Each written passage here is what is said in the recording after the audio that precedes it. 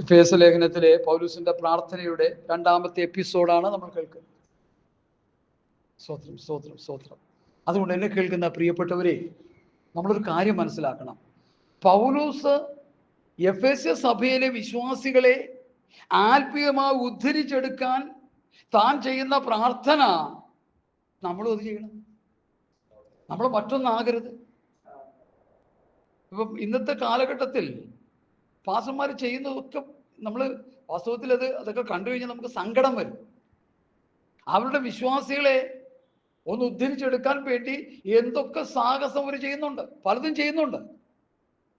അതൊക്കെ മോശമാണെന്ന് പറയുന്നില്ല. ഇപ്പോൾ വിശ്വാസികള് പഠിച്ച് ഡിഗ്രിക്ക് ഒരു ജോലിക്ക് വേണ്ടി പാസ്റ്റർമാർ ശ്രമിക്കണം, ഞാൻ പറയത്തില്ല. ഇവിടെ ദിനീഷ് പ്രസന്റെ മോൻ അല്ലേ അഡ്മിഷന് വേണ്ടി ഓക്കെ, നമ്മൾ ചെയ്യേണ്ട കാര്യമാണ്.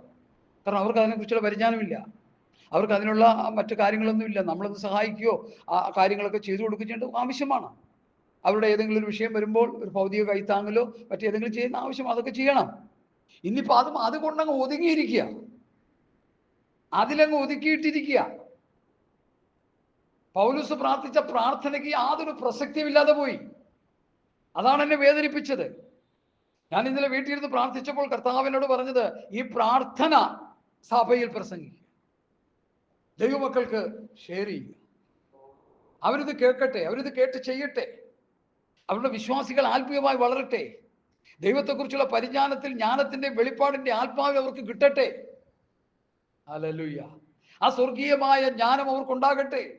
ദൈവത്തെക്കുറിച്ചുള്ള പരിജ്ഞാനത്തിൽ ജ്ഞാനത്തിന്റെയും വെളിപ്പാടിന്റെ ആത്മാവിനെ തരേണ്ടതിനും അടുത്ത നിങ്ങളുടെ ഹൃദയദൃഷ്ടി, എഫേസ്യയിലെ വിശ്വാസികളുടെ ഹൃദയദൃഷ്ടി ഒന്ന് പ്രകാശിക്കണം. ചിന്തിച്ചോളെ, പുറത്തുള്ള ദൃഷ്ടിയല്ല. ഇതിനു വേണ്ടി ഇപ്പോൾ കണ്ണിന് കാഴ്ച വാങ്ങിയപ്പോൾ കണ്ണാടി വെച്ചിട്ടുണ്ട്, കുഴപ്പമില്ല, വായനമൊക്കെ വായിക്കാം. പക്ഷെ ആത്മീയ കാര്യങ്ങൾ കാണണമെങ്കിൽ ഈ കണ്ണാടി കൊണ്ടൊന്നും നടക്കത്തില്ല. ഹൃദയദൃഷ്ടി പ്രകാശിക്കണം, ഹൃദയദൃഷ്ടി പ്രകാശിക്കണം. പരിശുദ്ധാത്മാവിലാണ് അത് സംഭവിക്കുന്നത്.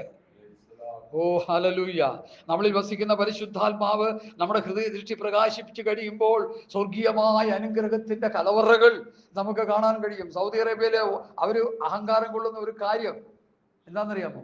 ഞങ്ങൾക്ക് ഓയിൽ നഷ്ടപ്പെട്ടാൽ, ഓയിൽ മുഴുവൻ തീർന്നാൽ, ഓയിൽ തീരും, കുറെ എടുത്തു കഴിയുമ്പോൾ ഓയിലിന് അതായത് കുറവ് സംഭവിക്കും. കാരണം വർഷങ്ങളെ എടുത്തോണ്ടിരിക്കല്ലേ, നൂറ്റാണ്ടുകൾ എടുത്തോണ്ടിരിക്കല്ലേ.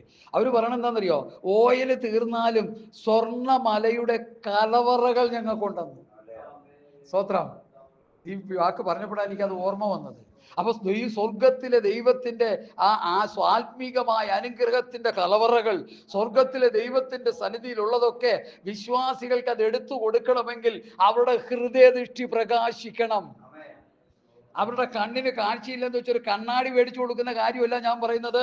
അവരുടെ ഹൃദയത്തിന്റെ അകത്തെ മനുഷ്യൻ, ഇന്നർമേൻ, പുറമെയുള്ളവൻ നാൾക്ക് നാൾ ക്ഷയിച്ചു പോകുന്നുവെങ്കിലും അകമെയുള്ളവൻ നാൾക്ക് നാൾ പുതുക്കം പ്രാപിക്കുന്നു. നമ്മുടെ അകത്തെ മനുഷ്യന്റെ ഹൃദയ കണ്ണുകൾ കുരുടായി പോയാൽ എന്തിനു കൊള്ളാം വിശ്വാസിയെ? വെളിപ്പാട് പുസ്തകം 3-ാം അധ്യായം തരുന്ന പഠനം, സഭ പറയുന്നു, ഞാൻ ആരാണ്? സമ്പന്നൻ, എനിക്കൊന്നിനും മുട്ടില്ല, ഐ എം ഓക്കെ, എല്ലാം കൊണ്ട് ഞാൻ തൃപ്തനായിരിക്കുന്നു. ദൈവത്തിന്റെ കർത്താവ് അവനോട് പറയുന്നു, നീ കുരുടനാണ്, നീ ആത്മീക ദരിദ്രനാണ്, നീ ആത്മീക നഗ്നനാണ്, നീ ആത്മീക കുരുടനാണെന്നാണ് എല്ലാ ഉപയോഗിക്കോട് പറയുന്നത്. കർത്താവിന്റെ വരവിന് മുൻപ് ഈ ഭൂമിയിലുള്ള ആത്മീകരെന്ന് പറയുന്ന അനാത്മീകരോട് ദൈവത്തിന്റെ പരിശുദ്ധാത്മാവ് പറയുകയാണ്, നീ കുരുടൻ, നീ ദരിദ്രൻ, നീ നഗ്നൻ. ആത്മീകമായി, സ്പിരിച്വലി ആണ് ആ ദൂത് കിടക്കുന്നത്, ആക്ഷരികമായിട്ടല്ല. അത് മനസ്സിലാക്കി നിന്റെ കുരുട് മാറണം, നിന്റെ ദാരിദ്ര്യം മാറണം, നിന്റെ നഗ്നത മാറണം. രക്ഷാവസ്ത്രം, നീതിവസ്ത്രം തന്നു, അത് നഷ്ടപ്പെടുത്തി. ദൈവസഭയുടെ സമ്പത്ത്, ഉപനിധി, പത്യവചനം അത് നഷ്ടമായപ്പോൾ സഭ ദാരിദ്ര്യത്തിലേക്ക് പോയി. പരിശുദ്ധാത്മാവിലുള്ള കാഴ്ചപ്പാടിൽ വചനം പഠിക്കുകയും പഠിപ്പിക്കുകയും ചെയ്തുകൊണ്ടിരുന്ന നഷ്ടപ്പെട്ടപ്പോൾ മുഴുവൻ ജഡത്തിലായി. അപ്പൊ ആരായി മാറി? കുരുടനായി. ചോദിക്കട്ടെ, മത്തായിയുടെ സുവിശേഷം 23-ാം അധ്യായം നിങ്ങൾ എല്ലാവരും വായിച്ചു പഠിച്ചിട്ടുണ്ടല്ലോ. 23-ാം അധ്യായത്തിൽ ദൈവം ആക്കി വെച്ച ആ ന്യായപ്രമാണം പഠിപ്പിക്കാൻ വേണ്ടി ആക്കി വെച്ച ഒരു ഗ്രൂപ്പ് ഉണ്ടല്ലോ. ആരാ? പറഞ്ഞോ, ഒന്നായി പരീക്ഷനായി, പിന്നെ അടുത്ത് ന്യായശാസ്ത്രിമാർ. അവരെ കർത്താവ് എന്താ വിളിച്ചു? ഓ ഹിപ്പോക്രൈറ്റ്സ്, കപട വിശ്വാസികളെ. ദൈവം ആക്കി വെച്ചവര് ആ 23-ന്റെ 1-ടുത്തൊന്ന് വായിച്ചേ. മത്തായി 23-ന്റെ ആമേൻ ആമേൻ. അപ്പൊ മോശയുടെ സ്ഥാനത്ത് അവർ നിൽക്കുന്നു എന്ന് സാരം. അടുത്തേ അവർ നിങ്ങളോട് പറയുന്നതൊക്കെയും പ്രമാണിച്ച് ചെയ്യുവിൻ. അവരുടെ പ്രവൃത്തികൾ പോലെ ചെയ്യുന്നതാണ്. എന്തോ ചെയ്യും? അവരുടെ പ്രവൃത്തികൾ പോലെ. അവർ പറയുന്നതൊക്കെ കേട്ടോണം. ഇന്ന് നമ്മുടെ ക്രൈസ്തവ സമൂഹം അതുപോലെ അധപ്പതിച്ചില്ലെന്ന് എന്റെ ചോദ്യം. നമുക്ക് പ്രസംഗമുണ്ട്, പ്രവൃത്തിയില്ല. താമ്പോൾ പാസ്റ്ററിന് ഭയങ്കര പ്രസംഗമാ, പ്രവൃത്തിയില്ലെന്നാ ദൈവത്തിന്റെ ആത്മാവ് എന്നോട് പറയുന്നത്. എന്നെ കൂടി പ്രതിയാക്കി പറയുക. നമുക്കൊന്ന് മടങ്ങി വരാൻ പറ്റുമോ? ഹല്ലേലൂയ. നമുക്കൊന്ന് മടങ്ങി വരാൻ പറ്റുമോ ഇന്ന് പൽക്കാലം? Praise the lord. ഹല്ലേലൂയ. ദൈവസ്ഥലത്ത് വിനയപ്പെടുത്താൻ പറ്റുമോ? നമ്മുടെ ജീവിതവും പ്രവൃത്തിയും ഒരുപോലെ പോകണമല്ലോ. ഇന്ത്യയുടെ രാഷ്ട്രപിതാവ് എന്നറിയപ്പെടുന്ന ഒരു ഉണക്ക മനുഷ്യൻ ഒരു കോണാനും കൊടുത്ത് അതിന്റെ പുറകെ ഒരു തോർത്തും ചുറ്റി ഒരു വടിയും പിടിച്ച് ഒരു കണ്ണടിയും വെച്ച് നടന്നു. അദ്ദേഹം എന്താ പറഞ്ഞ്? അദ്ദേഹം പറഞ്ഞ മെസ്സേജ് എന്തായിരുന്നു? My life is my message. എന്റെ ജീവിതമാണ് എന്റെ പ്രസംഗം. മഹാത്മാഗാന്ധിയെ കുറിച്ച് നമുക്കൊന്നും അറിയില്ല. അമേരിക്കയിൽ ചെന്ന് ചോദിക്കണം, ലണ്ടനിൽ പോയി ചോദിക്കണം, ഓസ്ട്രേലിയയിൽ പോയി ചോദിക്കണം, യൂറോപ്യൻ രാജ്യങ്ങളിൽ പോയി ചോദിക്കണം. ഈ അറബ് രാജ്യങ്ങളിൽ പോകണ്ട, അതൊക്കെ മുക്കുമാഫികൾ, ബോധമില്ലാത്തവന്മാർ, ഒരു ബോധമില്ലാത്തവങ്ങൾ. എന്നാൽ യൂറോപ്യൻ രാജ്യം നല്ല വിദ്യാഭ്യാസവും സംസ്കാരവും ഒക്കെ നിലനിൽക്കുന്ന യൂറോപ്യൻ രാജ്യങ്ങൾ മഹാത്മാഗാന്ധി ആരാന്ന് ചോദിച്ചാൽ അവർ കുമ്പിടും. മഹാത്മാഗാന്ധി ഒരു മനുഷ്യൻ, ഇതുപോലൊരു മനുഷ്യൻ ലോകത്ത് കണ്ടിട്ടില്ല എന്ന് അവർ പറയും. കാരണം എന്താ? എല്ലാവരും മനുഷ്യനായിരുന്നു. ഞാൻ അതിൻ്റെ രത്നച്ചുരുക്കം ഒന്ന് ഓടിച്ച് പറയാം. ഈ മഹാത്മാഗാന്ധിക്ക് ഈ പേര് കിട്ടാനുള്ള കാരണം എന്താണെന്നറിയാമോ? പരിജ്ഞാനത്തോട് ആരെങ്കിലും ഒന്ന് പറഞ്ഞേ. നിങ്ങൾ ആരും കേട്ടിട്ടില്ലേ? ഹിസ്റ്ററി ഒന്നും വായിച്ചിട്ടില്ലേ? മഹാത്മാഗാന്ധിയുടെ ചരിത്ര പുസ്തകം വായിച്ചിട്ടില്ലേ? അല്ലെങ്കിൽ അദ്ദേഹത്തെ കുറിച്ച് പറഞ്ഞു കേട്ടിട്ടില്ലേ? മത്തായിയുടെ സുവിശേഷം 5, 6, 7 മഹാത്മാഗാന്ധിക്ക് കാണാപ്പാടാണ്. ഗിരിപ്രഭാഷണം. അത് ജീവിതത്തിൽ അപ്ലൈ ചെയ്യുന്നതിൽ ഗാന്ധിജി പരാജയപ്പെട്ടു. ആദർശങ്ങൾ എടുത്ത് വീശി ആള് പേരെടുത്തു. സായിപ്പ് ബൂട്ട്സ് ഇട്ട് ചവിട്ടിയപ്പോ സായിപ്പിനോട് എന്താ ചോദിച്ചത് അറിയാം? Something happen to your legs shoe എന്നാണ് ചരിത്രത്തിൽ കിടക്കുന്നത്, ചരിത്ര പുസ്തകത്തിൽ. Something happen to your shoe. ഇതെവിടെ നിന്ന് കിട്ടി? ഈ ബ്രാഹ്മണൻ എവിടെ നിന്ന് കിട്ടി? മത്തായിയുടെ സുവിശേഷം. അപ്പൊ എന്നെ കേൾക്കുന്ന പ്രിയപ്പെട്ടവരെ, ഈ ദൈവവചനത്തിന്റെ പ്രസക്തി എത്ര വലുതാണ്.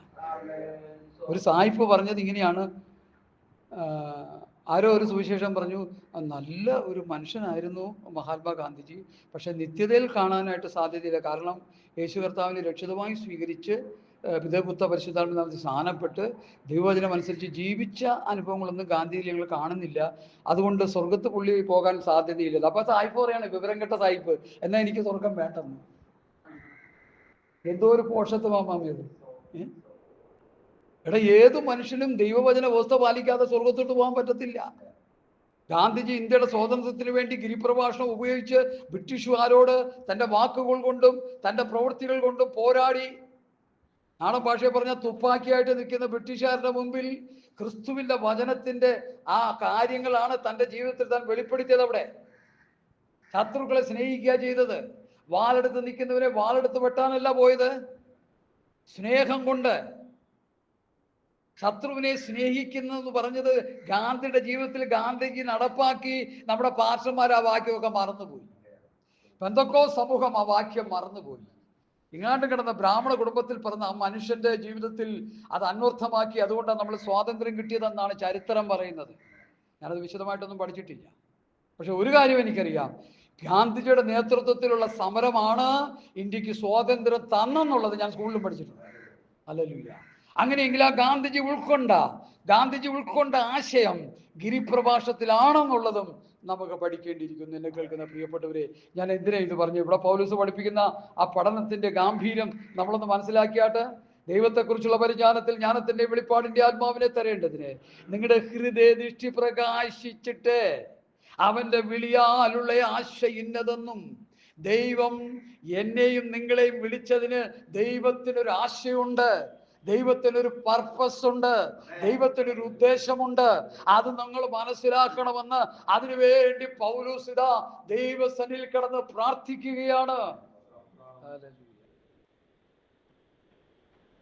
സ്തോത്രം. പൗലോസിന്റെ പ്രാർത്ഥനയാ എഫേസ്യയിലെ വിശ്വാസികൾക്ക് വേണ്ടി. ഞാനൊരു മെഗാ ചർച്ചിൽ ചെന്നപ്പോൾ ആ പാസ്റ്ററിന്റെ മുമ്പിൽ ഒരു ഡയറി കൊണ്ടുവന്നിട്ട് പാസ് ഇത് നോക്കിയാട്ടെ. ഞാൻ പറഞ്ഞു, എന്താ പാസ്റ്റർ? നോക്കാനും സമയമില്ല, പാസ്റ്റർ പറഞ്ഞാൽ മതി. ഇവിടെ വരുന്ന ഓരോ വിശ്വാസികളുടെയും കടം മാറണം, കഷ്ടത മാറണം, കല്യാണം നടക്കണം, വണ്ടി മേടിക്കണം, കിണ്ടി മേടിക്കണം, അത് വേണം, ഇത് വേണം, ഒന്നും പറയണ്ട, അത് മുഴുവൻ നിർത്തി വെച്ചേക്കുക. ഓരോ കുടുംബങ്ങൾക്ക് ആവശ്യമുള്ള എല്ലാം എഴുതി വെച്ചേക്കുക. എനിക്കതിനോട് എതിർപ്പില്ല, അതൊക്കെ നല്ല കാര്യങ്ങളാണ്. പക്ഷെ ഇതുണ്ടോ ദൈവത്തെക്കുറിച്ചുള്ള പരിജ്ഞാനത്തിൽ, ജ്ഞാനത്തിന്റെ വെളിപ്പാടിന്റെ ആത്മാവിനെ ഞങ്ങളുടെ വിശ്വാസികൾ കൊടുക്കണമെന്ന് പ്രാർത്ഥിക്കുന്നുണ്ടോ? ഹൃദയദൃഷ്ടി പ്രകാശിക്കണമെന്ന് പ്രാർത്ഥിക്കുന്നുണ്ടോ? അവന്റെ വിളിയാലുള്ള ആശയിലും ദൈവം വിളിച്ചതിന് ഒരു ആശയം ഉണ്ടെന്ന് മനസ്സിലാക്കി പ്രാർത്ഥിക്കാറുണ്ടോ? ഇവിടെ അച്ചാലും ഒരു വാഴ നട്ടിട്ടുണ്ട്. ആ വാഴ ഷോയ്ക്ക് വേണ്ടി വളർത്തിയാണ്. ഒരു കൊല കിട്ടുമെന്നുള്ള ഒരു ഉദ്ദേശമുണ്ട് പിന്നിൽ. അവിടെ ഒരു പ്ലാവ് നിപ്പുണ്ട്. എന്നെ കണ്ടിട്ട് ആ ചക്ക നോക്കി ചിരിക്കുന്ന പോലെ എനിക്ക് തോന്നി. മനസ്സിലാക്കി കാണും, ബാക്കി പറയേണ്ട കാര്യമില്ല. ആ പ്ലാവ് അവിടെ നിർത്തിക്കുന്നതിൻ്റെ ഒരു ആഗ്രഹം, ഒരു ആശ, അതിൻ്റെ പിന്നിൽ ഒരു ഉദ്ദേശമുണ്ട്. ഞങ്ങൾക്ക് ചക്കയിലിടണം. ഒരു ഒരു ഒരു ഒരു ഒരു തെങ്ങ് കൊണ്ടുവന്ന് കുടിച്ചിട്ട് ഒരു വൃക്ഷത്തിന്റെ തൈ കൊണ്ടുവന്ന് വെച്ചു, അത് ഫലം പുറപ്പെടുവിച്ചു. 2-3 വർഷം കഴിയുമ്പോൾ ത്യാഗം കിട്ടുന്നു. അപ്പം നമ്മളെ മനുഷ്യരാകുന്ന നമ്മൾ എന്തെങ്കിലും ചെയ്താൽ അതിന്റെ പിന്നിലൊരു ഉദ്ദേശമുണ്ട്. അതുപോലെ പാപിയായി പിശാചിന്റെ അടിമുഖത്തിൽ കിടന്ന് സാത്താനെ ആരാധിച്ചുകൊണ്ടിരുന്ന ജാതികളായ ജെന്റിലൈസായ നമ്മൾ, ജാതികളെ കുറിച്ച് പറയുമ്പോൾ എഫേസ്യ ലേഖനത്തിൽ ജാതികളെ കുറിച്ച് പറയുന്ന ഭാഗം വായിക്കാതിരിക്കാൻ നിർവാഹമില്ല. അതിന്റെ 4-ന്റെ 17, 18, 19 ഞാൻ വായിച്ചോളാം. ആകയാൽ ഞാൻ കർത്താവിൽ വായിച്ചു. എന്തെന്നാൽ ഹല്ലേലൂയ നടക്കരുത് അന്ധബുദ്ധികളായി, അജ്ഞാന നിമിത്തം, ഹൃദയകാഠിന്യ നിമിത്തം തന്നെ ദൈവത്തിന്റെ ജീവനിൽ നിന്ന് അകന്ന് മനം തഴമ്പിച്ചു പോയവരാകിയാൽ അത്യാഗ്രഹത്തോടെ സകല അശുദ്ധിയും പ്രവർത്തിപ്പാൻ തങ്ങളെ തന്നെ ഏൽപ്പിച്ചിരിക്കുന്നു. കണ്ടോ? മതി. 7 കൂട്ടം കാര്യങ്ങൾ. എന്തൊക്കെയാണ് 7 കൂട്ടം? കഴിഞ്ഞ ദിവസം ഒരു മെസ്സേജിൽ, ഇന്നലെ ഒരു സൂം മെസ്സേജ് ഉണ്ടായിരുന്നു, അമേരിക്കയിൽ അവരൊക്കെ കേൾക്കുന്ന ഒരു മെസ്സേജ്. അതിൽ ഈ വിഷയം ഞാൻ പറയാനിടയായി. വ്യർത്ഥബുദ്ധിയുള്ളവരാണ് ജാതികൾ. ഹല്ലേലൂയ, സ്തോത്രം. വ്യർത്ഥബുദ്ധിയുള്ളവരാണ് ജാതികൾ. പിന്നെ അന്ധബുദ്ധികളാണ്, അജ്ഞാനികളാണ്, ദൈവത്തിന്റെ ജീവൻ നകന്ന് മനം തഴമ്പിച്ചു പോയവരാണ്, അത്യാഗ്രഹമുള്ളവരാണ്, അശുദ്ധി പ്രവർത്തിക്കുന്നവരാണ്, ദുഷ്കാമത്തിന് തങ്ങളെ തന്നെ ഏൽപ്പിച്ചിരിക്കുന്നവരാണ്. 7 ലോസ്, 7 കാര്യങ്ങൾ, 7 കഠോരമായ പാപത്തിന്റെ പ്രവൃത്തികളുള്ളവരാണ് ജാതികൾ. ആ ജാതികളായ നമ്മളെയാണ് യേശു ക്രിസ്തുവിൽ വിശ്വസിച്ചപ്പോൾ യേശു ക്രിസ്തുവിനോടുകൂടി ഉയർപ്പിച്ചു, ക്രിസ്തുവിനോടുകൂടി ജീവിപ്പിച്ചു, ക്രിസ്തുവിനോടുകൂടി ഉയർപ്പിച്ച് സ്വർഗത്തിൽ ഇരുത്തി. ഇന്നത്തെ എൻ്റെ പ്രസംഗ വിഷയം അതായിരുന്നു. ഇന്നലെ രാവിലെ 5:30 മുതൽ 6:10 വരെ അമേരിക്കയിൽ, അവിടെ വിദേശ രാജ്യങ്ങളിലൊക്കെ ഉള്ള ഒരു സൂമിലേക്ക് പ്രസംഗിക്കാൻ ഒരു അവസരം കിട്ടി. ഞാനത് ശക്തിയോടെ വിളിച്ചു പറഞ്ഞു. എനിക്ക് ആ മെസ്സേജ് എനിക്ക് ഭയങ്കര അത് പ്രസംഗിച്ചപ്പോൾ എനിക്ക് വലിയ സന്തോഷമായി. കാരണം ഒരു ജാതി ആയിരുന്ന എന്നെ കർത്താവ് എന്ത് ചെയ്തു? ക്രിസ്തുവിനോടുകൂടി ഉയർപ്പിച്ചു, ക്രിസ്തുവിനോടുകൂടി ജീവിപ്പിച്ചു, ക്രിസ്തുവിനോട് ഉയർപ്പിച്ച് സ്വർഗത്തിൽ ഇരുത്തി. വരും കാലങ്ങളിൽ ദൈവകൃപയുടെ അത്യന്ത ധനം എന്നിലൂടെ, ജാതികളായ നമ്മളിലൂടെ, ജെന്റിലൈസായ ജാതികളായ നമ്മളിലൂടെ ഈ ലോകം ഒന്ന് കാണണം. ഉപ്പ് പോലെ രുചിക്കുന്നവരായി തീരണം, വെളിച്ചം പോലെ പ്രകാശിക്കുന്നവരായി നമ്മൾ തീരണം. നമ്മളിൽ ആത്മീക രസമുണ്ടാകണം, നമ്മളിൽ ആത്മീക വെളിച്ചമുണ്ടാകണം. അതാണ് ദൈവത്തിന് നമ്മളെക്കുറിച്ചുള്ള പ്രധാന ലക്ഷ്യം. അതാണ് വെളിയാലുള്ള ആശ. എന്നെ ദൈവം തെരഞ്ഞെടുത്തതിന്റെ ദൈവത്തിന്റെ ആശ. ഞാനൊരു തീപ്പൊരി പ്രസംഗം നടത്തുന്നവനായിട്ട് തീരാനല്ല, എന്നിൽ ആത്മീക ഫലങ്ങൾ ഉണ്ടാകണം. ആത്മാവിന്റെ ഫലം എന്നിൽ ഉണ്ടാകണം. സ്നേഹം, സന്തോഷം, സമാധാനം, ദീർഘക്ഷമ, ദയ, പരോപകാരം, വിശ്വസ്തത, സൗമ്യത, ഇന്ദ്രിയജയം. ഈ വീക്ക് വിരുദ്ധമായ ഒരു ന്യായപ്രമാണമില്ല. ഞാൻ സാധാരണ പ്രാർത്ഥിക്കുന്ന പ്രാർത്ഥന ഇതാണ്: എന്നിൽ ആത്മബലമില്ല. ഞാൻ ചുമ്മാ കിടന്ന് പോട്ട് പറഞ്ഞിട്ട് എന്താ കാര്യം? ആരോടാ പ്രാർത്ഥിക്കുന്നത്? ദൈവത്തോട്. ഞാൻ ആത്മബലമുള്ളവനാണ്, എന്നെ കുറെ കൂടി അനുഗ്രഹിക്കണമെന്നാണ് പറയുന്നത്. എന്നിൽ ആത്മബലമില്ല കർത്താവേ, എനിക്ക് ആത്മഫലം തരണം കർത്താവേ. എനിക്ക് ക്ഷമയുണ്ട്, ദീർഘക്ഷമയില്ല കർത്താവേ. എനിക്ക് സ്നേഹമുണ്ട്, എന്നാൽ ആ ദൈവത്തെ കർത്താവ് സ്നേഹിക്കുന്ന പോലെ സ്നേഹിക്കാനുള്ള സ്നേഹം എനിക്കില്ല കർത്താവേ. എനിക്ക് ഇന്ദ്രിയജയമില്ല കർത്താവ്, എന്ന് തരണം കർത്താവേ. പറയണേന് എന്താ കുഴപ്പം? അപ്പനോട് മക്കൾ പറയുന്ന പോലെ കിടന്ന് കരഞ്ഞ് പ്രാർത്ഥിച്ചു നോക്കി, അത് കിട്ടും സഹോദര. ദിവസങ്ങളിൽ അത് കിട്ടുമ്പോൾ ശുശ്രൂഷയുടെ രൂപം മാറും സഹോദര. പാസ്റ്ററെ, ദേവദാസന്മാരെ, സഹോദരി സഹോദരങ്ങളെ, പ്രാർത്ഥിക്കാൻ ദൈവം കൃപ തരും. ആത്മാവിൽ പ്രാർത്ഥിക്കാൻ ദൈവം ഭാഗ്യം തരും. ഹല്ലേലൂയ. ഒരു വിഷയത്തിന്റെ മുഖത്ത് സ്തോത്രം മുഴങ്കാൽ മടക്കുമെന്ന് ആത്മാവിൽ പ്രാർത്ഥിച്ചു നോക്കിയേ വിടുതൽ നടക്കുമെന്നറിയാം. ഇവിടെ നിന്ന് അറിയില്ല, സ്റ്റേറ്റിൽ നിന്നാണെന്ന് തോന്നുന്നു. ഒരു സഹോദരി ഒരിക്കൽ മെസ്സേജിൽ ഇങ്ങനെ പറഞ്ഞു, ഭർത്താവിന് അറ്റാക്ക് വന്നു, ഭാര്യയും 2 മക്കളും ഉള്ളു, വളരെ ബുദ്ധിമുട്ടി അവർ ജീവിക്കുന്നത്, ഒരു നിവൃത്തിയില്ല, ജോലിയും കാര്യങ്ങളൊക്കെ ഉണ്ട്. പക്ഷേ എങ്കിലും ഈ അറ്റാക്ക് വന്നു കഴിഞ്ഞാൽ ചത്തുപോയ പിന്നെ എന്താ ചെയ്യുക? എല്ലാം കൂടി കെട്ടിപ്പറക്കിങ്ങോട്ട് പോരണ്ടേ? അപ്പൊ ഭാര്യയുടെ ഉള്ളിൽ ദൈവത്തിന്റെ ആത്മാവ് പ്രേരിപ്പിച്ചു, ആത്മാവിൽ പ്രാർത്ഥിക്കാൻ പറഞ്ഞു. ഒരു 10, 12, 13 വയസ്സുള്ളൊരു കൊച്ചുണ്ട്. കൊച്ചും അഭിഷേകം പ്രാപിച്ചായിരുന്നു. 2 പേരും കൂടി ഇരുന്ന് ആത്മാവിൽ പ്രാർത്ഥിച്ചു. ആത്മാവിൽ പ്രാർത്ഥിച്ചു കഴിഞ്ഞപ്പോൾ ഭർത്താവിൻ്റെ മുഖമൊക്കെ ഇങ്ങനെ കോടിയ മുഖം ഇങ്ങനെ സ്റ്റേണായിട്ട് വന്നു. മുഖം മനസ്സിലായില്ലേ? സ്റ്റേണായിട്ട് വന്നെന്ന് മാത്രമല്ല, വലിയ ഹീലിംഗ് ജീവിതത്തിൽ അനുഭവിക്കാനിടയായി. അപ്പൊ ആത്മാവിന്റെ പ്രാർത്ഥന എന്നുള്ളത് വലിയ വിടുതൽ തരുന്നത്. അതിപ്പോ പറഞ്ഞപ്പോൾ എൻ്റെ ഹൃദയത്തിൽ അതിനെക്കുറിച്ച് കൂടി പറയാനായിട്ട് പ്രേരണ എടുക്കാം. ആത്മാവിന്റെ പ്രാർത്ഥനയെക്കുറിച്ച് റോമാലേഖനം 8-ാം അധ്യായത്തിൽ പൗലോസ് പഠിപ്പിക്കുന്ന ആ ശ്രേഷ്ഠമായ ഡോക്ട്രിൻ നമുക്കൊന്ന് പഠിക്കാം. എന്താണെന്ന് ആത്മാവിന്റെ പ്രാർത്ഥന? 8-ാം അധ്യായം, റോമർ 8-ാം അധ്യായത്തിൽ അതിൻ്റെ ഹല്ലേലൂയ, സ്തോത്രം സ്തോത്രം സ്തോത്രം, വാക്യം പറയാം. അതിൻ്റെ 26, 27 വാക്യങ്ങൾ ഞാൻ വായിക്കുന്നു. അവണ്ണം തന്നെ ആത്മാവ് നമ്മുടെ ബലഹീനതയ്ക്ക് തുണ നിൽക്കുന്നു.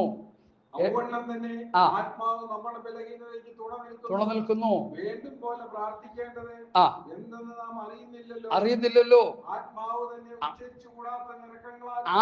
തന്നെ ഉച്ചരിച്ചു കൂടാത്ത ഞരക്കങ്ങളാൽ നമുക്ക് വേണ്ടി പക്ഷപാതം ചെയ്യുന്നു.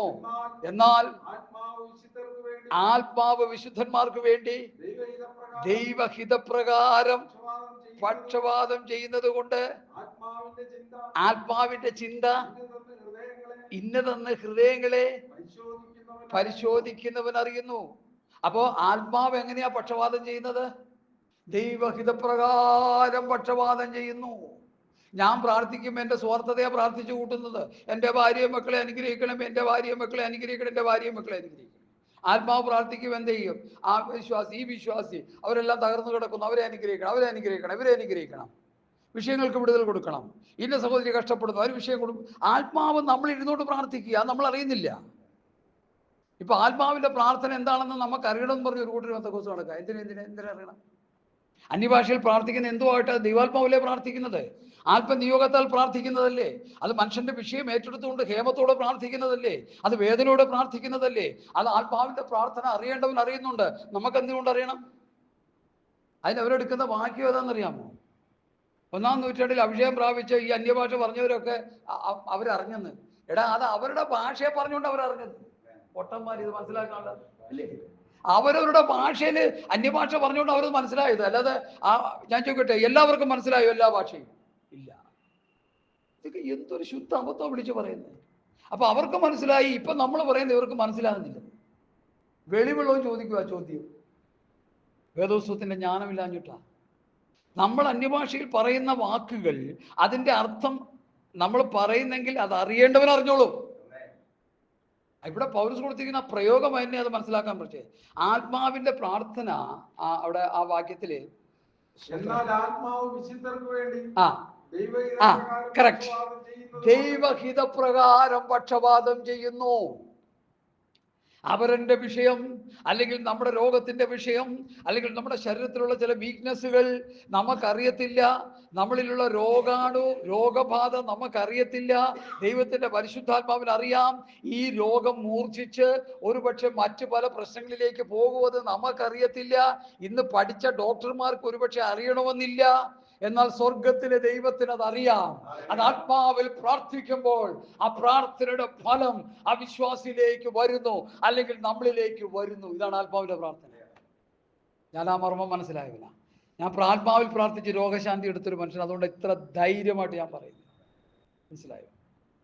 എനിക്ക് ഹൈ പ്രഷർ അടിച്ചിട്ട് ഞാൻ മരിക്കാനായിട്ട് ഒരാഴ്ച എൻ്റെ വീട്ടിൽ കിടന്നോ, എൻ്റെ പ്രാർത്ഥന പച്ച മലയാളമല്ല, അന്യഭാഷയിൽ തന്നെയാണ് ഞാൻ പ്രാർത്ഥിച്ചത്.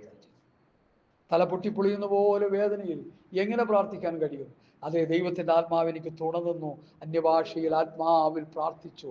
ഒരാഴ്ച കിടന്ന് പ്രാർത്ഥിച്ച് പൂർണ്ണ ആരോഗ്യത്തോടെ എനിക്ക് എഴുന്നേൽക്കുവാൻ സർവശക്തനായ ദൈവം കരുണ ചെയ്തതുകൊണ്ട് ആ ജീവിതത്തിൻ്റെ അനുഭവത്തിൻ്റെ ഏടുകളിൽ നിന്നാണ് ഞാനിത് നിങ്ങളോട് വിളിച്ചു പറയുന്നത്. ചുമ്മാ പറയുകയല്ല, സമയം മെനക്കെടുത്തുകയല്ല ദൈവമക്കളെ, അത് അനുഭവിച്ചറിയവനാ. ഈ സങ്കീർത്തനത്തിലൊരു വാക്യമുണ്ട്, യഹോവ നല്ലവനെന്ന്. അതിന് ഇംഗ്ലീഷിൽ എന്താ പറയുന്നത്?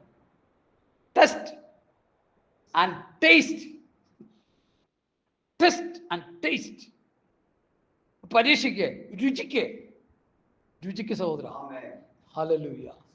ദൈവം അതിനുള്ള മുഖാന്തരങ്ങൾ ഒരുക്കട്ടെ. ദൈവം നല്ലവനെന്ന് രുചിച്ചറിയേ, അത് ടെസ്റ്റ് ചെയ്തറിയേ. ഹല്ലേലൂയ. അബ്രഹാം വാളെടുത്തപ്പോൾ മകനെ വെട്ടാനായിട്ട് ഇങ്ങനെ എടുക്കുന്ന സമയത്ത് ഒരു ശബ്ദം എന്താണ്? അബ്രഹാമേ, അബ്രഹാമേ, ബാലന്റെ മേൽ കൈവയ്ക്കും. അബ്രഹാമിന് അറിയാം. അതാ എബ്രായ ലേഖന കർത്താവിലാണ് പരിശുദ്ധാത്മാവ് പൗലോസിലൂടെ വെളിപ്പെടുത്തുന്നത്. അത് ചത്തു കൊണ്ടുവന്ന് ചാരമാക്കിയാൽ ആ ചാരത്തെ നിന്ന് ഉയർത്തെഴുന്നേൽപ്പിച്ച് തരാൻ കഴിയുമെന്ന് വിശ്വാസം അബ്രഹാമിന് ഉണ്ടായത് കൊണ്ടാണ് കത്തി മോന്റെ മേൽ വീശിയത്.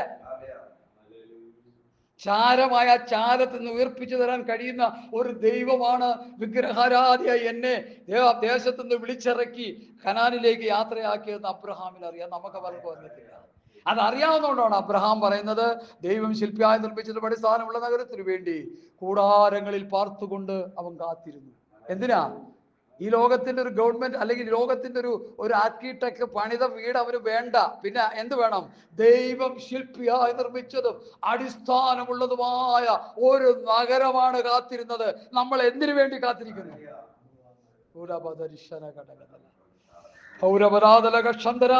കാരണം എന്താ? അവൻ ദൈവത്തെ ടേസ്റ്റ് ചെയ്തു. ദൈവം അവനെ പരീക്ഷിച്ചു. ദൈവത്തിന് മനസ്സിലായി അവൻ ആരാണെന്ന്. വിളിച്ചില്ലെങ്കിൽ കത്തി അവന്റെ ചെറുക്കന്റെ കഴുത്തെ വീഴുമെന്ന് ദൈവത്തിന് അറിയാം. പേടിച്ചു പോയി. പണ്ടൊരു പാസ്റ്റർ പ്രസംഗിച്ചതാട്ടോ, അത് കുഴപ്പമില്ല, അതൊരു അലങ്കാരിക പദപ്രയോഗത്തിൽ ദൈവം പേടിച്ചൊരു സന്ദർഭം ഉണ്ടെങ്കിൽ അബ്രഹാമിന്റെ കത്തി വീശാളും. കാരണം അത്ര വിശ്വാസമായി മനുഷ്യന്. അതാണ് ദൈവമക്കളെ വിശ്വാസം. അതുകൊണ്ടാണ് അബ്രഹാമിനെ സത്യവേദ പുസ്തകം വിശ്വാസികളുടെ പിതാവ് എന്ന് വിളിക്കുന്നത്. ആ വിശ്വാസത്തിന്റെ ഏടുകളെ കുറിച്ച് നിങ്ങളോട് പറയാൻ ദൈവാത്മാവിൽ ഹേമമുണ്ട്. റോമർ 4:17 മുതൽ വായിച്ചാട്ട് പെട്ടെന്ന് വായിച്ചാട്ട്, സമയം പോവുക. Hallelujah, hallelujah, hallelujah. ആമേൻ. മരിച്ചവരെ ജീവിപ്പിക്കുകയും ഇല്ലാത്തതിനെ ഉള്ളതിനെ പോലെ വിളിക്കുകയും ചെയ്യുന്ന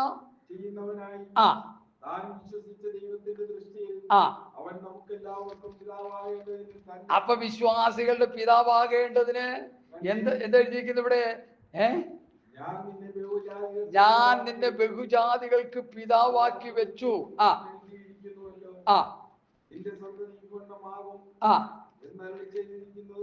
പോലെ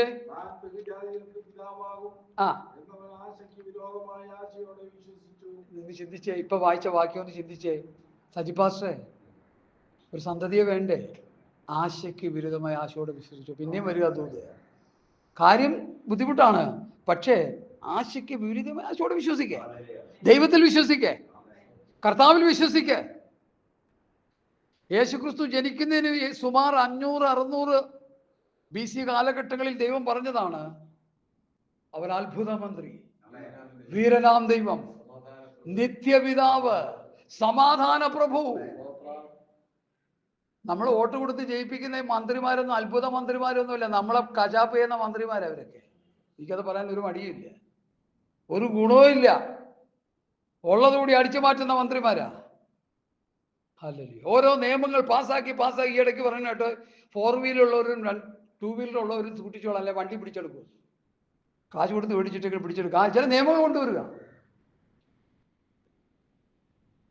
പൊല്യൂഷൻ, പാവം പിടിച്ചവര് എവിടെന്നെങ്കിലും സെക്കൻഡ് ഹാൻഡ് വണ്ടി എടുത്താൽ പൊല്യൂഷൻ വരൂലേ?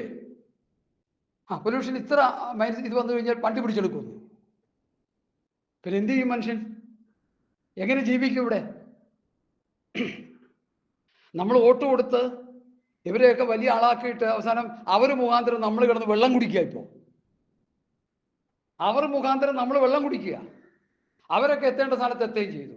സമ്പാദിക്കേണ്ടത് മുഴുവൻ സമ്പാദിച്ചു കൂട്ടി.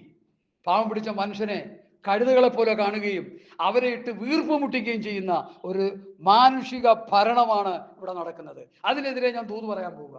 ഈ ഭരണത്തെ മുഴുവൻ തച്ചൊടിച്ചിട്ട് കൈതൊടാതെ പറഞ്ഞു വരുന്ന കല്ലായ യേശുക്രിസ്തു 1000 ആണ്ട് ഈ ഭൂമിയെ ഭരിക്കാൻ പോകും. 1000 ആണ്ട് വാഴ്ചയിലെ മെസ്സേജ് അതിൻ്റെ ഇടയിൽ കയറി വരിക. സ്തോത്രം.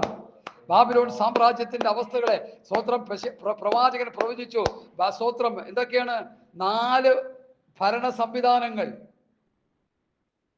ബാബിലോൺ, മേദ്യ പെർഷ്യ, ഗ്രീസ്, റോം, 4 ഭരണ സംവിധാനങ്ങളെ, ലോകത്ത് ആവിർഭവിച്ച 4 ഭരണ സംവിധാനങ്ങളെ തകർത്ത് തരിപ്പണമാക്കി കൈതൊടാതെ പറഞ്ഞു വരുന്ന കല്ലായ യേശു ക്രിസ്തു ഈ ലോകത്തിന്റെ മാനുഷിക ഭരണങ്ങളെ മുഴുവൻ തകർത്ത് തരിപ്പണമാക്കിയിട്ട് ഞാൻ 1000 ആണ്ട് ഈ ഭൂമിയെ വരിക ഭരിക്കാൻ പോകുന്നു. ഞാനും നിങ്ങൾ ആ ഭരണത്തിനുള്ളിൽ ഉണ്ടാകും. കർത്താവിന്റെ വരവിൽ നാം എടുക്കപ്പെട്ടാൽ, നാം രൂപാന്തരം പ്രാപിച്ചാൽ, ഒന്നുകിൽ ഉയർത്തെഴുന്നേറ്റ് അല്ലെങ്കിൽ രൂപാന്തരം പ്രാപിച്ച് ദൈവസന്നിധിയിൽ ചെന്ന് കഴിഞ്ഞാൽ 7 വർഷത്തെ മഹോദരകാലം കഴിഞ്ഞിട്ട് 1000 ആണ്ട് ഈ ഭൂമിയെ ഭരിക്കാൻ വരുമ്പോൾ വിശുദ്ധന്മാരും വിശുദ്ധമതികളും പഴയ നിയമ പുതിയ നിയമസഭ ഉൾപ്പെടെ ഈ ഭൂമിയെ 1000 ആണ്ട് കർത്താവ് ഭരിക്കുമ്പോൾ യഹൂദന്മാർ ന്യായപ്രമാണത്തിന്റെ വ്യവസ്ഥയിൽ കടന്നവരെ ഭരിക്കുകയും ജാതികളെ നമ്മൾ ഭരിക്കുകയും ചെയ്യും. തമ്മിൽ തല്ലി വഴക്കുണ്ടാക്കി കോടതിയിൽ കേസുമായിട്ട് നടക്കുന്ന പെന്തക്കോസുകാരോട് ഞാൻ പ്രസംഗിക്കാറുണ്ട്. നിങ്ങൾ കോടതിയും കേസും ഇറങ്ങി നടന്നാൽ 1000 ആണ്ട് വാഴ്ചയിൽ നിങ്ങൾ കാണത്തില്ല, ഞങ്ങൾ കാണും. നഷ്ടം സഹിക്കുന്നവർ, കഷ്ടം സഹിക്കുന്നവർ, കേസിന് പോകാത്തവർ, ഒരു കുഴപ്പമില്ലാത്തവർ, ഒരാൾ നമുക്കെതിരെ കൊണ്ട് കേസ് കൊടുത്താൽ നമുക്ക് പോയേ പറ്റൂ. നമ്മളായിട്ട് പോകരുത്. കഴിവുള്ളിടത്തോളം പോയാൽ എന്ത് പറ്റുമെന്നറിയാമോ? വിശുദ്ധന്മാരെ വിധിക്കും എന്ന് നിങ്ങൾ അറിയുന്നില്ലയോ? ദൂതന്മാരെ വിധിക്കുമെന്ന് നിങ്ങൾ അറിയുന്നില്ലയോ? ലോകത്തെ വിധിക്കുവാൻ ദൈവം ജാതികളായി നമ്മളെ ഏൽപ്പിക്കും. ഇസ്രായേൽ ഗോത്രം 12നെയും വിധിക്കാനായിട്ട് കർത്താവ് തന്റെ അപ്പോസ്തലന്മാരെ ഏൽപ്പിക്കും. കർത്താവും അപ്പോസ്തലന്മാരും ഇസ്രായേൽ ഗോത്രം 12നെയും വിധിക്കുമ്പോൾ പൗലോസ് പറഞ്ഞു, ജാതികളാകുന്ന നമ്മൾ ഈ ലോകത്തെ വിധിക്കും, മാത്രമല്ല ദൂതന്മാരെ വിധിക്കും. അതുകൊണ്ടാണ് നിങ്ങൾ കോടതിക്കും കേസിനും പോകരുത്. കോടതിയും കേസിനും പോയാൽ അത് അന്യായമാണ്.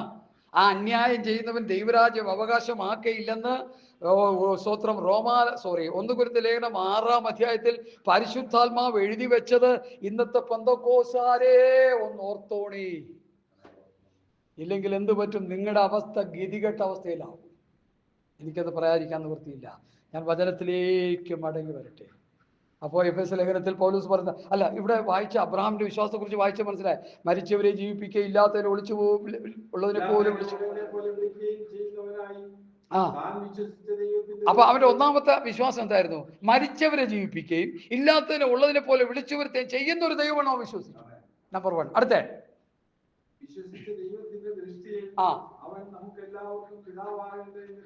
അടുത്ത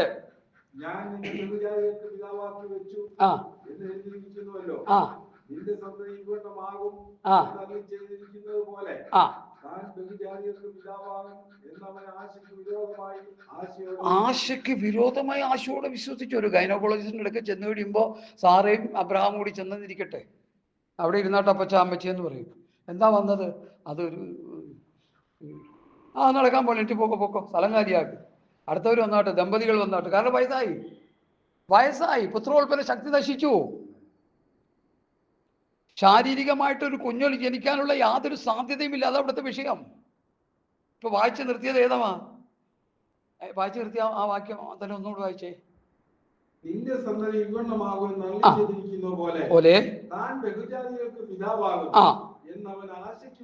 ആശയ്ക്ക് വിരോധമായി ആശയോടെ വിശ്വസിച്ചു. ഈ വാക്കുകളുടെ അർത്ഥം നമ്മൾ മനസ്സിലാക്കണേ.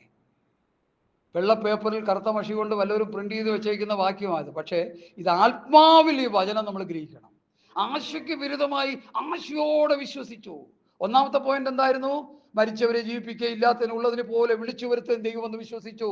2 ആശയ്ക്ക് വിരുദ്ധമായി ആശയോടെ വിശ്വസിച്ചു. അടുത്ത 3-ാമത്തത് ഏകദേശം 100 വയസ്സുള്ളവനായ ആകയാൽ തന്റെ ശരീരം നിർജീവമായി പോയതും ഗർഭപാത്രത്തിന്റെ നിർജീവത്വവും ഗ്രഹിച്ചിട്ടും വിശ്വാസത്തിൽ ക്ഷീണിച്ചില്ല. എന്റെ ദൈവമക്കളെ ഇങ്ങോട്ട് നോക്കിയേ, വിശ്വാസത്തിൽ ക്ഷീണം സംഭവിച്ചില്ല. എല്ലാവരും എന്നെ നോക്കി. എന്റെ ശരീരത്തിൽ ചുളുക്കുണ്ട്, പ്രായത്തിന്റെ ചുളുക്കുണ്ട്, എല്ലാവരും കാണും. ചുളുക്ക് മാറ്റാനായിട്ട് ക്രീം തയ്ക്കുന്നവരൊക്കെ ഉണ്ട്. ഇപ്പൊ നമുക്ക് ക്രീമും കുന്തമൊന്നുമില്ല. ചുളുങ്ങട്ടെ ചാകണേ ചാട്ടം പറഞ്ഞ് നടക്കുന്നവനെ ഞാൻ. അപ്പോ വിശ്വാസത്തിൽ ക്ഷീണിച്ചില്ല. സാറുടെയും അബ്രഹാമിന്റെയും ബോഡി നിങ്ങളൊന്ന് ഫിസിക്കൽ ഒന്ന് ചെക്കപ്പ് നടത്തിയാൽ ചുളുങ്ങിയൊക്കെ ഇരിപ്പുണ്ട്. പക്ഷെ ദൈവം കൊടുത്ത വാഗ്ദത്തത്തിന്റെ വിശ്വസിക്കുന്നതിൽ ക്ഷീണം സംഭവിച്ചില്ല. എങ്ങനെ ഇരിപ്പുണ്ട്? എങ്ങനെ ഇരിക്കും നമ്മുടെ വിശ്വാസം? ഞാൻ നിങ്ങൾക്ക് സ്ഥലം ഒരുക്കാൻ പോകുന്നു, ഞാൻ പോയി സ്ഥലം ഒരുക്കിയാൽ ഞാൻ ഇരിക്കുന്നിടത്ത് നിങ്ങളും ഇരിക്കേണ്ടതിന് പിന്നെയും വന്ന് നിങ്ങൾ എൻ്റെ അടുത്ത് ചേർത്ത് കൊള്ളൂ എന്നുള്ള കർത്താവിന്റെ ആ വാഗ്ദത്തം വിശ്വസിക്കുന്ന എത്ര പേരുണ്ട്? കർത്താവ് വരുമ്പോൾ പോകാമെന്ന് വിശ്വസിക്കുന്ന എത്ര പേരുണ്ട്? കർത്താവ് വരുമ്പോൾ ഉയർപ്പ് ലഭിക്കുമെന്ന് വിശ്വസിക്കുന്ന എത്ര പേരുണ്ട്? കർത്താവ് വരുമ്പോൾ രൂപാന്തരം കിട്ടുമെന്ന് വിശ്വസിക്കുന്ന എത്ര പേരുണ്ട്? അതല്ലേ നമുക്ക് വേണ്ടത്. മറ്റൊന്നുമില്ലെങ്കിൽ അതല്ലേ നമുക്ക് വേണ്ടത്. ഇടയ്ക്കൊരു സഹോദരനോട് ഞാൻ പറഞ്ഞു, സഹോദരാ, ഈ 70 80 സംവത്സരം ഈ ഭൂമി ജീവിക്കാൻ വേണ്ടിയുള്ള ഓട്ടമൊക്കെ അങ്ങോട്ട് നിർത്തിക്കോണം. അധികം ഓട്ടത്തോടോട്ടോ. 70 80 സംവത്സരം കഴിഞ്ഞ് കോടാനുകോടി വർഷം ഒന്നുകിൽ പറ അല്ലെങ്കിൽ നരകത്തിൽ. അങ്ങനെ അങ്ങ് പറഞ്ഞോ, നരകത്തിൽ അല്ലെങ്കിൽ സ്വർഗത്തിൽ. അതിനുവേണ്ടിയാണ് നമ്മൾ ഓടേണ്ടത്, അതിനുവേണ്ടിയാണ് നമ്മൾ അധ്വാനിക്കേണ്ടത്, അതിനുവേണ്ടിയാണ് നമ്മൾ ക്രിസ്ത്യ ജീവിതം നയിക്കേണ്ടത്. അതായിരിക്കണം നമ്മുടെ ലക്ഷ്യം, അതായിരിക്കണം നമ്മൾ ഫോക്കസ് ചെയ്യേണ്ടത്. ഇവിടെ ഞാനൊക്കെ എന്ന് വീണ് കിടന്ന് ചാവുമെന്ന് എനിക്കറിയത്തില്ല. ചാകടെ ചാട്ടെന്ന് പറഞ്ഞ് ഏൽപ്പിച്ചു കൊടുത്തിരിക്കുക. സ്തോത്രം. പൗലൂസ് ഒരു പ്രസ്താവന നടത്തി ഫിലിപ്പിയ ലേഖനത്തിൽ. എനിക്കത് ഭയങ്കരമായിട്ടുള്ളത്. വിട്ടുപിരിഞ്ഞ് ക്രിസ്തുവിനോടുകൂടി ഇരിക്കാൻ നമുക്ക് ആഗ്രഹം വല്ലതും ഉണ്ട്? നെഞ്ചത്ത് കൈവച്ച് എല്ലാവരും ഒന്ന് പറഞ്ഞു, അങ്ങനെ ആഗ്രഹമുണ്ടോ? ആഗ്രഹമുണ്ടോ? ഇന്ന് മരിച്ചാൽ കർത്താവിനോടൊപ്പം ആയിരിക്കും എന്നുള്ള പ്രത്യാശ ഉണ്ടെങ്കിൽ അത് പറയാൻ പറ്റത്തുള്ളൂ, പറ്റത്തില്ല. വിട്ടുപിരിഞ്ഞ് ക്രിസ്തുവിനോടിരിക്കാൻ എനിക്ക് ആഗ്രഹം. അത് അത്യുത്തമമാണ്, ഉത്തമമല്ല, അത്യുത്തമം. ഹല്ലേലൂയ. ജീവിക്കുന്നെങ്കിൽ ക്രിസ്തു, ആ ചിന്ത ഉണ്ടോ നമുക്ക്? ഹല്ലേലൂയ. സുവിശേഷം പ്രസംഗിച്ച് കോടികൾ ഉണ്ടാക്കിയിട്ട് ഏത് പാസ്റ്ററിന് ഇത് പറയാൻ പറ്റുമെന്ന് ഞാൻ ചോദിക്കാം അവരോട്. വെല്ലുവിളിത്തൊന്നും എനിക്കില്ല. ജീവിക്കുന്നെങ്കിൽ ക്രിസ്തു, മരിക്കുന്ന ലാഭം എന്നുള്ള ആർക്ക് പറയാൻ പറ്റും? ഹല്ലേലൂയ. സ്തോത്രം, സ്തോത്രം, സ്തോത്രം, സ്തോത്രം, സ്തോത്രം.